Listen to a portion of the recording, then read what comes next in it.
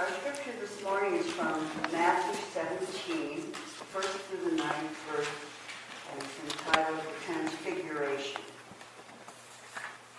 After 6 days, Jesus took with him Peter, James, and John, the brother of James, and led them up a high mountain by themselves. There he was transfigured before them. His face shone like the sun, and his clothes became as white as the light. Just then there appeared before them Moses and Elijah, talking with Jesus. Peter said to Jesus, "Lord, it is good for us to be here. If you wish, I will put up 3 shelters, one for you, one for Moses, and one for Elijah." While he was still speaking, a bright cloud enveloped them, and a voice from the cloud said, "This is my Son, whom I love. With him I am well pleased. Listen to him." When the disciples heard this, they fell face down to the ground, terrified. But Jesus came and touched them. "Get up," he said. "Don't be afraid." When they looked up, they saw no one except Jesus. As they were coming down the mountain, Jesus instructed them, "Don't tell anyone what you have seen until the Son of Man has been raised from the dead." Thus ends the reading.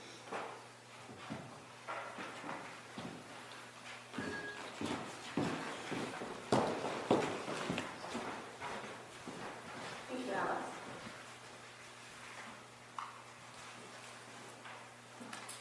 I went to the woods because I wished to live deliberately, to front only the essential facts of life and see if I could not learn what it had to teach, and not when I came to die discover that I had not lived. So, Henry David Thoreau. Henry David Thoreau believed in the transformative power of the natural world. He believed that our lives should be led simply and in connection with all of creation. He believed that we often got caught up in the stuff of life and allowed it to be what he called fretted away in detail. He's a transcendentalist. The transcendentalists themselves believed that divinity infused everything, all of nature, all of humanity, and that people can transcend beyond our actual physical beings. So a sort of intuition, I suppose, that's beyond logic and senses, but also is very highly interested in close scientific inquiry, very acute observations made by transcendentalists. And I actually saw some connections when I read the scripture this week between the transcendentalist experience out in nature and what happens in the scripture reading today. This transfiguration scripture is strange, and it's hard to talk about. You're never really quite sure if or what you should address when you read it. Here's what happens.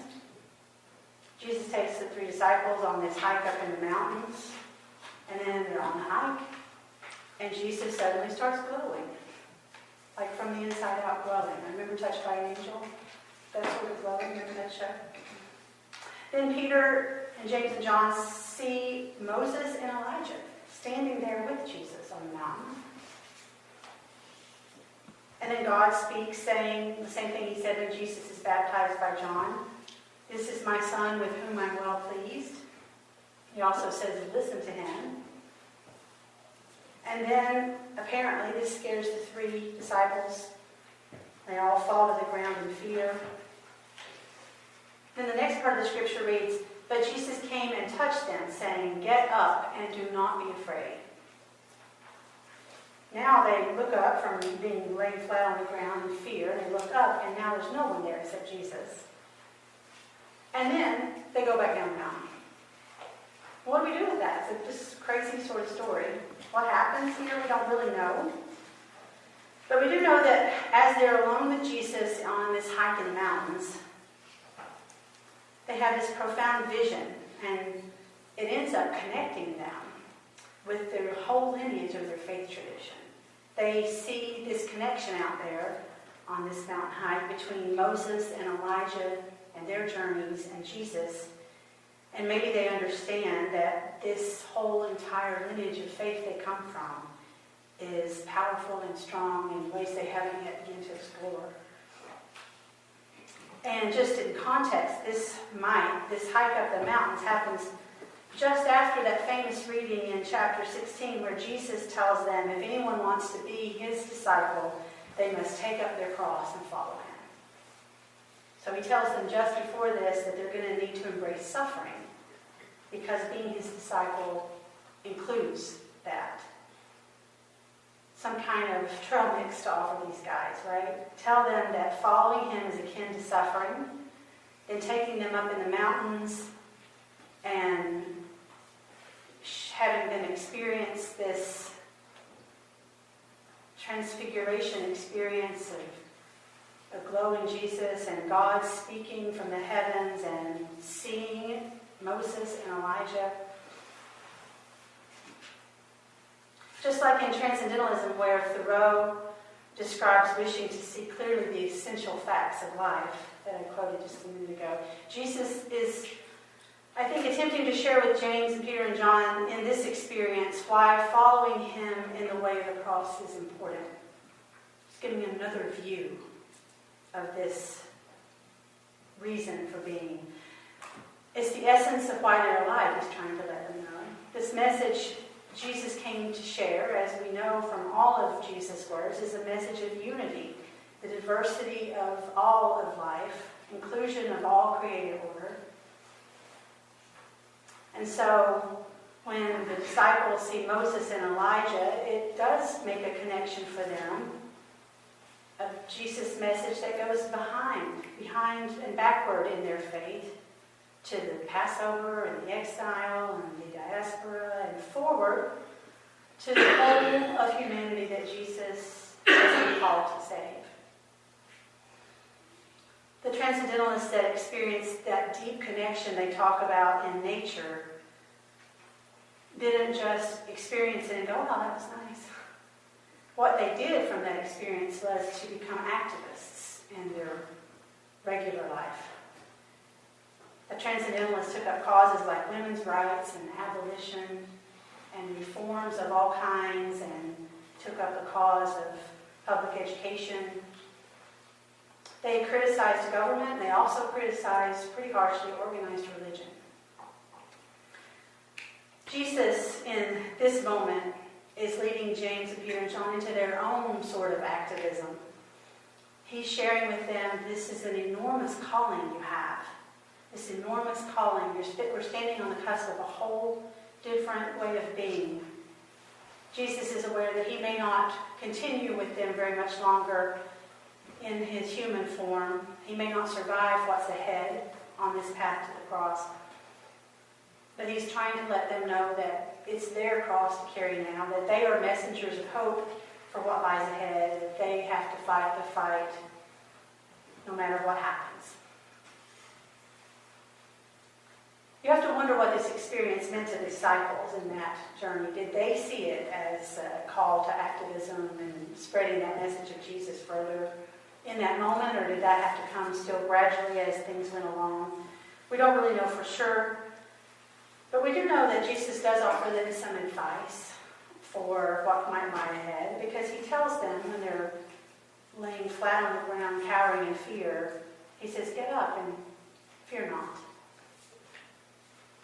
Interesting that all through the Jesus story, even from the beginning of his life, Jesus always seems to be leading those around him into these unpredictable circumstances, these places they would never have imagined being.